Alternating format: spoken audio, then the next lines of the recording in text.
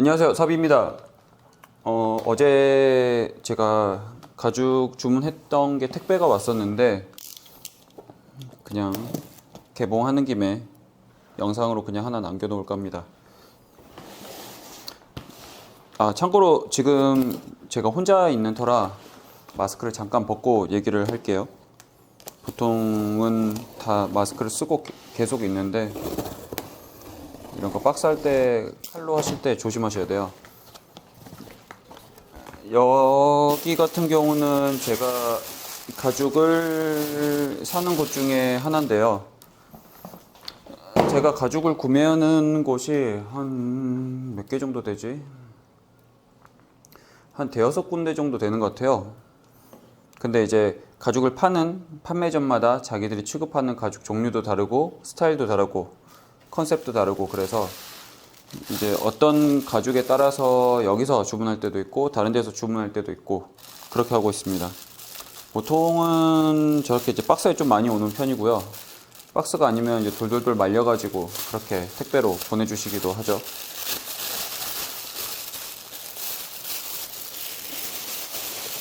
그래서 칼로 이거 떼실 때 조심하셔야 됩니다. 잘못하면 이제 가죽을 자를 수도 있잖아요.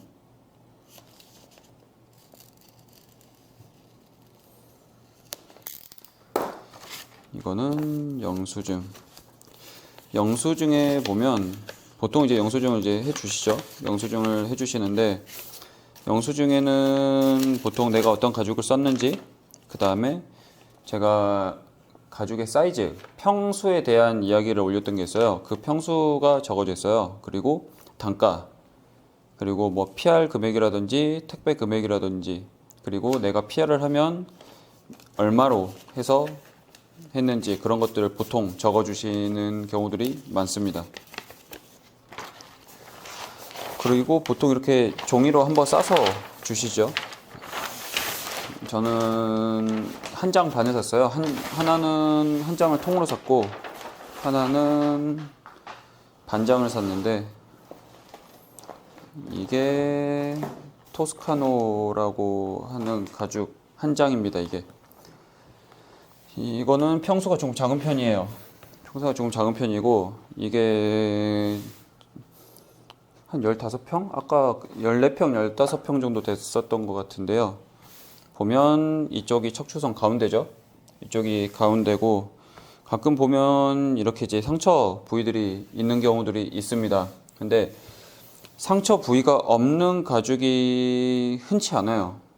물론 이제 제가 가서 고르면 최대한 상처 없는 걸 골라올 수 있는데, 저는 지방에 있다 보니 가서 고르기가 쉽지 않으니까 그냥 감안하고 사는 편입니다. 뭐 어쩔 수 있나요? 천연 가죽인데.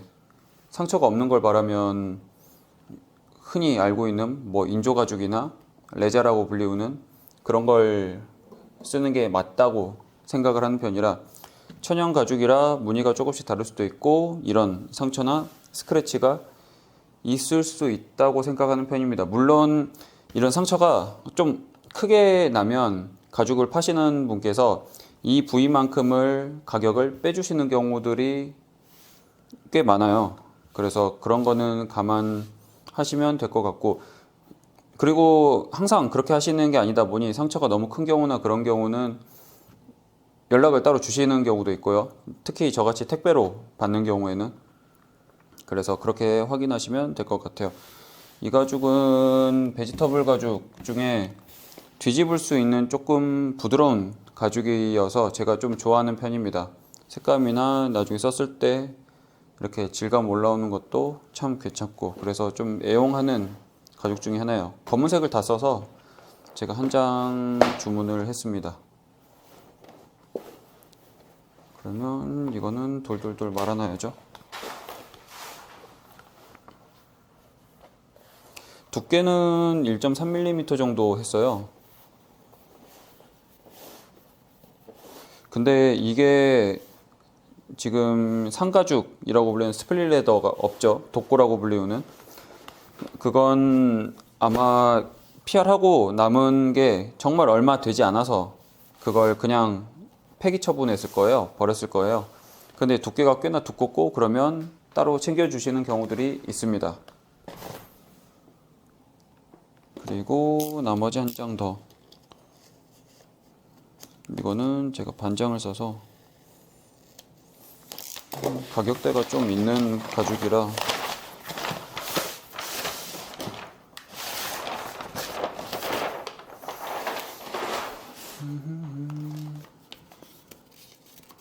이건 제가 앱송을 하나 샀고요.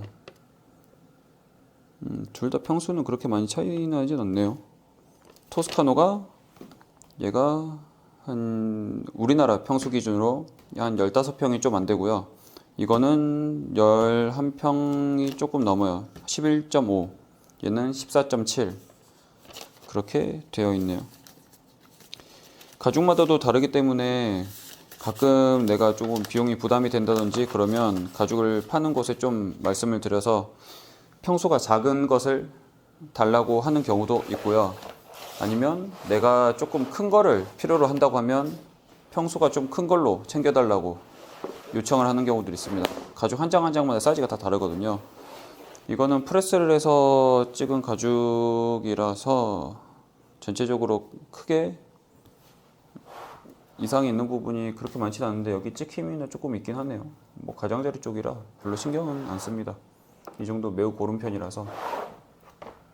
이거는 한 마리를 가운데를 절반을 갈라서 되어 있는 건데 이쪽 보면 이게 이제 반장이거든요. 이게 반장인데 반장에서 이제 척추선을 기준으로 가운데를 가른 거죠. 가운데를 갈라서 반장을 저는 구매를 한 거고, 물론 반장을 파는 곳도 있고요. 반장을 팔지 않는 곳도 있어요. 한 장 통으로 파는 경우들도 있는데 평소가 좀 크거나 고가의 가죽이나 이런 거는 반장을 파시는 경우들도 있습니다. 그래서 확인을 해보시면 좋아요. 그리고 이쪽이 꼬리 쪽이에요. 이제 꼬리 쪽이고 이제 엉덩이 쪽이죠. 엉덩이 쪽, 이쪽이 이제 흔히 말하는 뒷다리 허벅지 쪽이고 이쪽이 이제 목구로 넘어가는 거죠. 이쪽이 등, 그리고 이쪽이 목 부위, 이게 앞다리 쪽, 이쪽이 배 쪽으로 되어 있습니다. 그래서 목 쪽 같은 경우는 보통 이제 소는 고개를 이렇게 들었다 내렸다 들었다 내렸다 하기 때문에 주름이 있는 편이에요. 그래서 목주름이 프레스를 찍었더라도 좀 남아있는 편이고, 좀 내추럴하게 만들어진 가죽 같은 경우는 이쪽에 이 목 쪽이죠. 목 쪽에 주름이 더 많은 편이고 엉덩이 쪽이랑 이 등 쪽은 좀 평평하게 고르게 되어 있는 편입니다.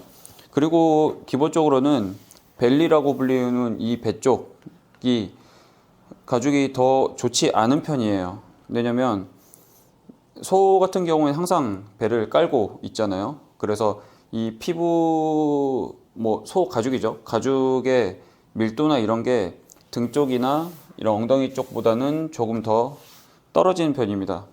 근데 프레스를 해놓으면 그게 좀 보완이 많이 되고, 근데 내추럴 가죽, 특히 슈렁큰 가죽 같은 경우에는 이쪽이 그렇게 질감이 좋진 않아요. 근데 이렇게 프레스를 해서 찍은 가죽 같은 경우는 괜찮은 편이고, 그리고 뒤쪽에 이렇게 104D 제곱이라고 써져 있네요. 이거는 지금 두께 자체가 제가 쓰기에 적합한 두께라서 PR을 따로 안 해서 이 면적이 적어져 있습니다. 104D 제곱이면 이게 데시멀 스퀘어죠. 그러면 9로 나누면 저희가 알고 있는 평수가 되니까, 네, 9로 나누면 평수가 되죠. 그러면 뭐 이제 10평, 11평 뭐 그렇게 왔다 갔다 하니까 비슷한 거죠. 아, 이것도 물어보니까 원래는 한 장을 통으로 해서 수입을 해서 왔어서 전체 평수가 적어져 있었는데, 이제 워낙에 가죽이 비싸다 보니 반장을 사시는 경우가 훨씬 많아서 들어올 때부터 반장으로 재단이 되고 그 면적이 반장 기준으로 돼서 들어오는 것 같더라고요. 그래서 이 치수 지금 적어져 있는 것도 반장 기준, 지금 재단되어 있는 기준으로 들어온 것 같습니다. 네. 이거 마저 정리하고 여기 청소를 조금 마저 해야겠네요. 네. 다음에는 다른 영상으로 찾아오겠습니다. 감사합니다.